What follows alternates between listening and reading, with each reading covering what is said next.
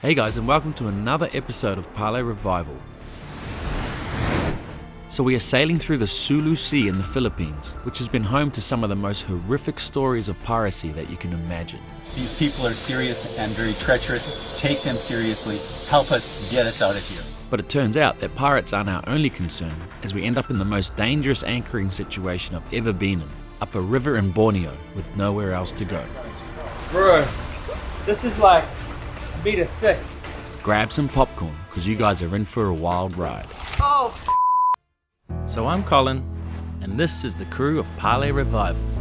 From hurricane damaged, to broken bulkheads, and getting struck by lightning not once but twice, to being the strongest and fastest Lagoon 450 on the planet. We've already sailed 25,000 miles to get here, and nothing is going to stop us from circumnavigating the globe. So subscribe to follow our journey around this beautiful planet. 20 years from now, you'll be more disappointed by the things you didn't do than by the things you did. So what are you waiting for?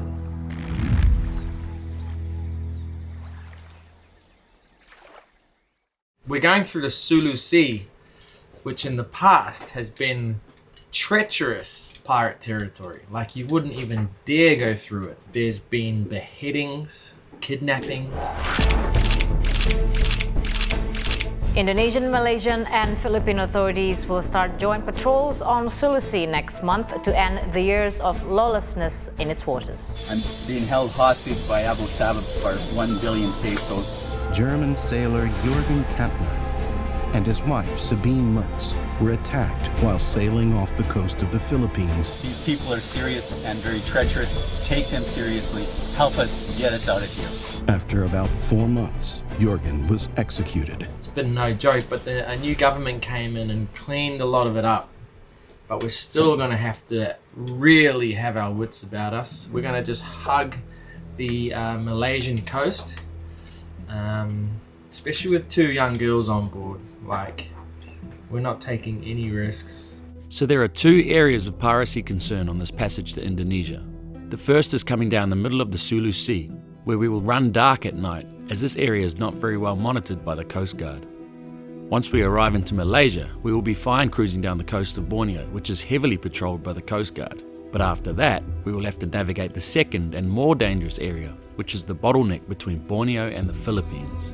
But I was already in communication with the Malaysian Coast Guard, who gave me the green light to enter their waters, which gave me a lot of peace of mind, but we'd have to keep good comms with them throughout the trip to make sure we're as safe as possible. We'll take you through the process because it involves informing the Navy and the Coast Guard along the way.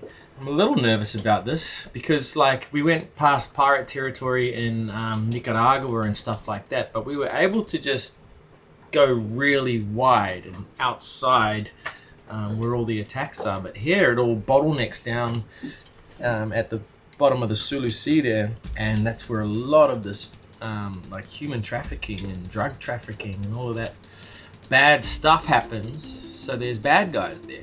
What we're doing is we're sailing a route now that's sort of least risky in the area. So we're going to go hit Borneo up the coast, away from the dangerous area. We're going to hug the Malaysian coast during the day. If you look at this, there's plenty of traffic going up and down. This is where we are, coming down the Sulu Sea. These are all commercial vessels. So it's not like people are avoiding the area anymore. And then when you zoom out, there's a whole bunch more boats. It is concerning being out in the middle here. It's less concerning when we're within the coast of Malaysia. I've turned our AIS transmission off so no one knows where we are, but we can still see any boats in the area. So if we were in trouble, we should know if there's a cargo ship nearby, and we can radio them as well. I'll be notifying the Navy twice a day where we are.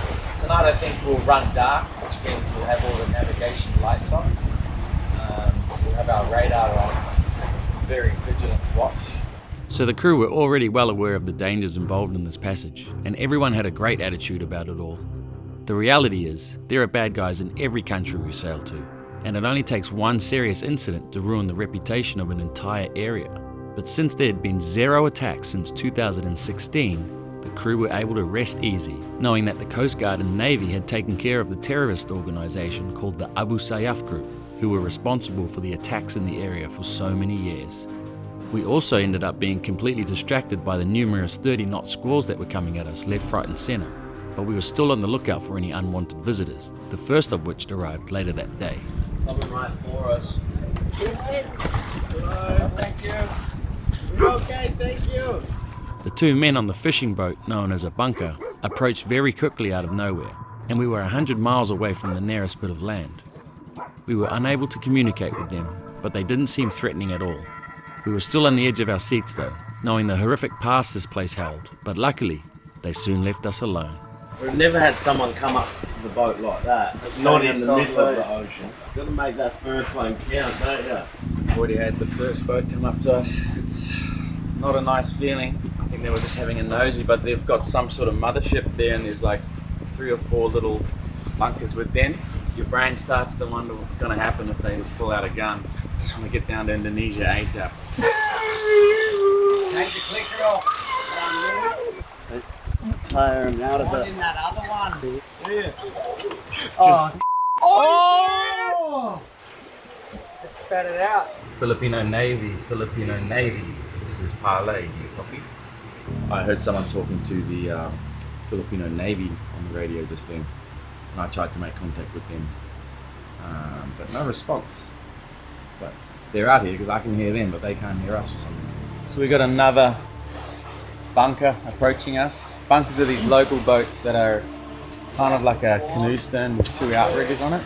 He's not going very fast, but he's coming straight for us. 99 times out of 100. It's just the fishermen wanting to sell us some fish. We just got to be on our wits about us. Got the girls hiding if this sort of stuff comes. Just the fishermen asking for something.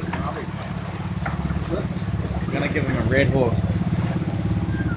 These are 7% alcohol.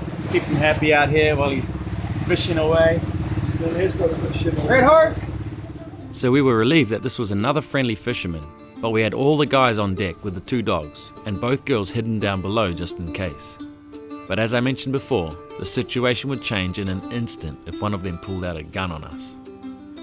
Later that night, the Navy reached out to us, which was nice to make contact with them finally on the VHF. Yes sir, good evening. May I know your last port, next port in your ETA? After sharing our details with them, they invited us to sail into Malaysia the next morning, but we had one more prank to pull on the boys before our arrival.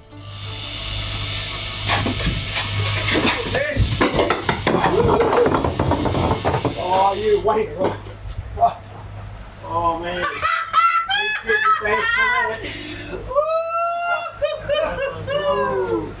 Oh, Big Mark, he got done. Oh, man. Mark, you got done, mate. Oh, I've got to give him the bash for that one. Shit. He's getting a swinging arm, Carlo handshake. Still up asleep, mate. What have you done here? Made a cake in the rice cooker. In the rice cooker. Hopefully it's cooked inside. Yeah, just a chocolate. Looks really good. Yeah. The cake was to celebrate our safe arrival into Malaysia, which completed the first of the 2 pirate areas we had to sail through. Now that we were in Malaysia, we were able to relax until we sailed past the Filipino border again, so the timing was perfect to watch my team, the New Zealand Warriors, play Rugby League against Jamie's team, the Canberra Raiders. Okay, so we've got a big rivalry match happening right now. What's going to happen, Mark? I think we're going to win. Would you say you're a big fan of the Warriors? Yes. A real big fan. Mark used to play rugby league. He played a couple games for Auckland himself. Yeah. Those were the glory days, huh? That was when I was younger. So are you guys putting a bet down on this? So we actually got 100 New Zealand, and he only had 50 New Zealand, 50 Aussie, so he had to put that in, and a box of beer. Yeah. We've laid the bets out. What do you reckon, Church? I'm going to watch hockey game. I think we're going to have more entertainment watching him yell at the screen. That's what's going What's the rule in your house when the Warriors are on? No dogs and no children. Why? Because they walk in front of the TV normally on try time. We have got the faith. You don't have the heart. This is our year, right? And I like to say it's up the wires.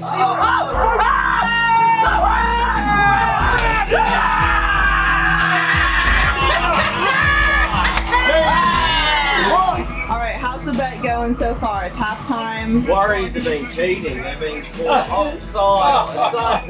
You've been sent to the bin. You've been sent to the bin. 8-all. Can't be any closer. How much have you girls got on it? 20 Australian dollars. I thought it was a packet of What would your parents say about you betting on the Raiders? Look, they're the only Aussie team playing right now, so we're clutching at straws. Would you ever bet for the Raiders in any other moment? Never. Queensland all the way. Go in the game! Oh, hit Irie! Knock on you, boss. He's been doing it all night. Watching his release now. And the Raiders have done it. They've come to luck. And they're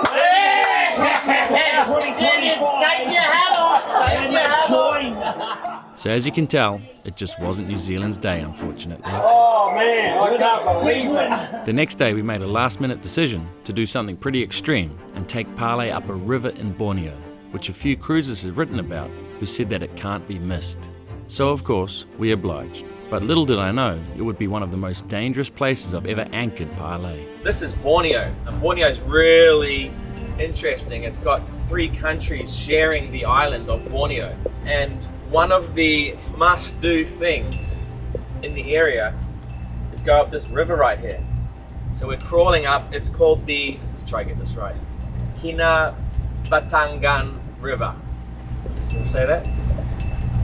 Kinabatangan. Oh shit, you nailed it. You can't say car properly and you can pronounce that? Yeah, so this is one of the highlights in the entire area, maybe even in the entire country, and it's been compared to the Amazon because there's so much wildlife in here. The thing that we're really looking out for are these, how do you say those monkey names? Proboscis monkeys, the pygmy elephants, orangutans, and there's a bunch of crocodiles in here as well. So we've set up a little crocodile fence for the dogs not to be able to get down the back, and we're cruising in. Got to keep our wits about us because it gets really shallow. So we've just gone through some like 6-7 foot patches. Another cruiser has sent me their track that they took up the river here, so I'm just following that to a T. Kinabatangan River, let's go. Let's go. Let's go. Coming. What, are you excited? Are you sure? Yeah. I'm Excited sure. to see some crocs? Yeah, I'm excited to see all that wildlife. I've got a crocodile Dundee knife at home.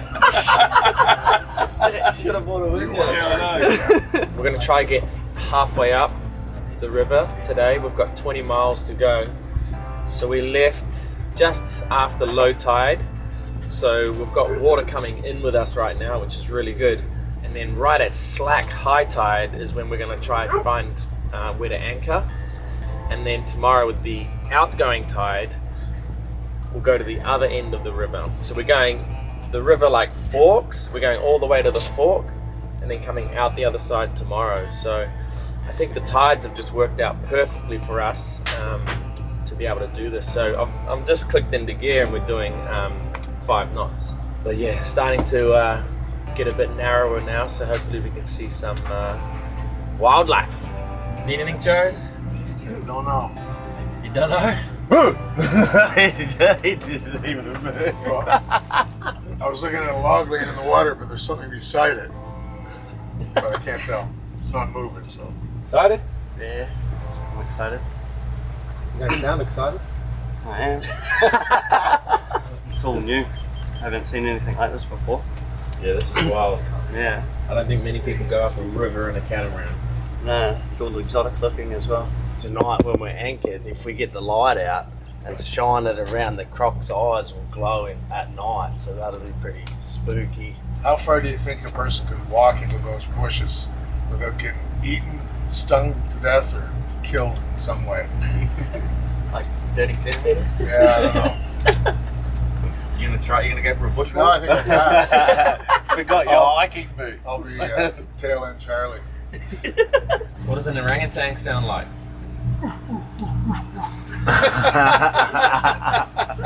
What does a pygmy elephant sound like?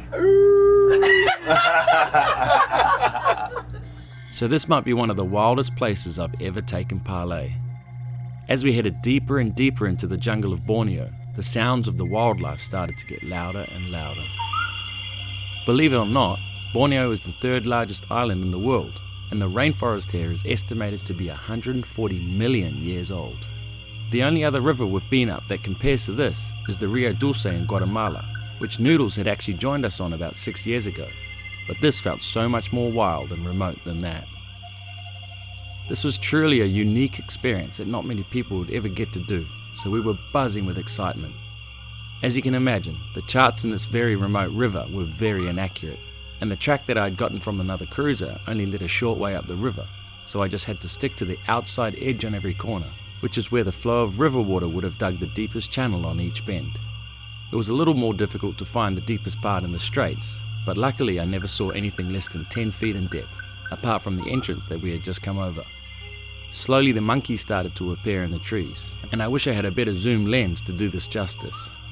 All in all, it was an unbelievable experience to be coming up this river, and I was grateful for the cruisers who have written about this place, because I wouldn't have attempted this in a million years without reading about it first. Just come across this tiny little village living right in the middle of the river. Well, we're 20 miles upriver now, and this is where they live. They're all up on stilts. You can imagine in the monsoon season, this river would be just racing through there. Man, this is an amazing experience.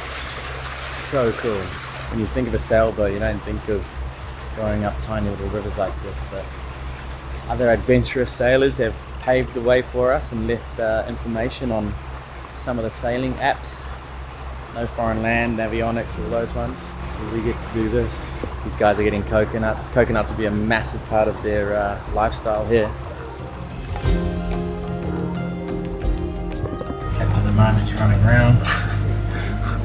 I can't go that way because like that branch sticking out hit the shrouds. I'm gonna go. Oh boy. We eventually came across a wildlife resort in the middle of nowhere and decided to anchor in the river around the corner from them after contacting them on WhatsApp. We're anchored in a river in Borneo. Pretty speechless, to be honest. Does that even make sense? Wow. Not really, but it's great. This is up there with the craziest place we've ever anchored. Who does this? Parlay. So we're at high tide right now, pretty much to the minute, and there's water flowing outwards still. So we'll see what happens at mid-tide when a lot more water is trying to get out to sea.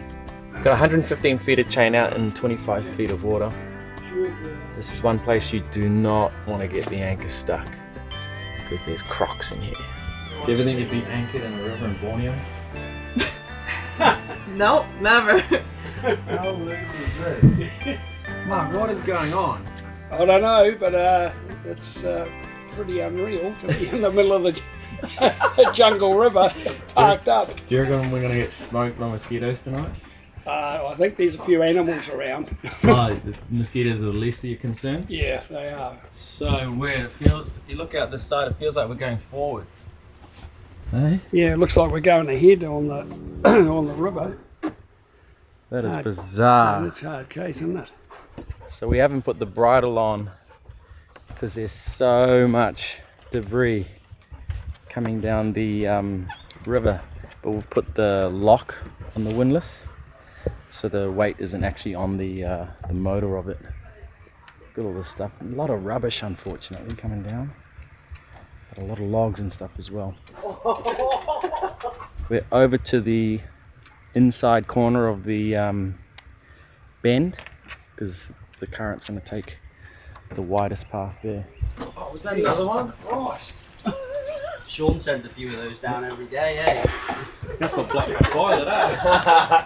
Okay, this river has started to defy science, and it's all the debris coming down the inside of the corner here, smashing into us. It's had a massive log hit our hull, and now we've got one on our starboard hull, and it's hit exactly in the middle of it, and it's just balancing there, so it's going to dam everything up soon. Oh boy.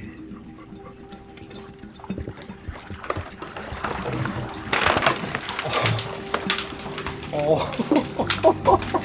Are you serious? Lindo, what is happening? Oh boy. Look at the chain. Look at that log. It wasn't long before a landing craft arrived to deliver fuel to the resort for their generators. Oh boy. Coming sideways. He was obviously used to these conditions as he flew past us with great control, with the current pushing him downstream. But I was not used to these conditions, and things went from bad to worse as the debris started to build up on our bows and also under our rudders. Do you want me to help you or film you? You don't need We've just collected a whole bunch of, got full-on logs on the front of the boat, got caught under the rudder, can't stay here. There's so much stuff coming down this river, it's unbelievable. When we first came here, there was like the odd stick, maybe a log. This is just unreal. Things were starting to get way out of control at this point, and the amount of weight on the anchor chain had me extremely worried. Some of the logs coming down the river were wider than Parlay, so they formed a dam at our bows, letting nothing past and stockpiling the debris in front of us. There's another one, look how big that is. And another one for the palm, I reckon.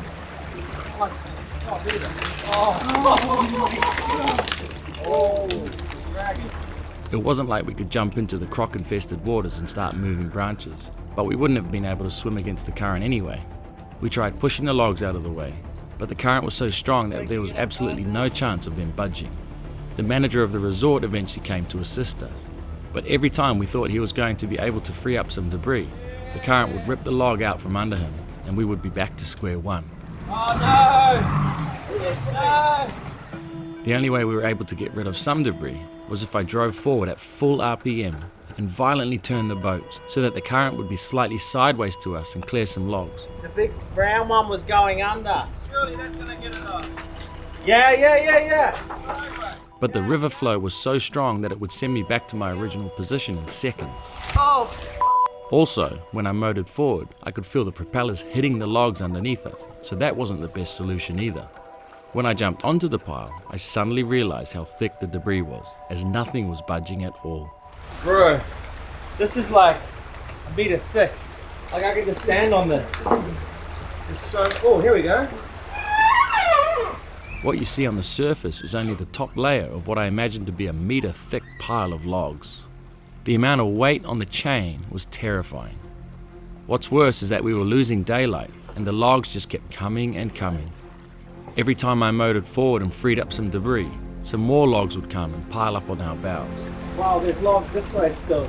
We were too far up the river for me to head back out to sea, as there was no way I was doing that in the dark. We were literally stuck in the river. If we let the pile up get too big, it would 100% drag our anchor, and we would become a sorry shipwreck on the side of a river in Borneo. This was quickly turning into the worst anchoring experience of my life. I can't see what's happening. Oh, careful. It's going under. Okay. Oh, Jesus Christ. Oh no! No!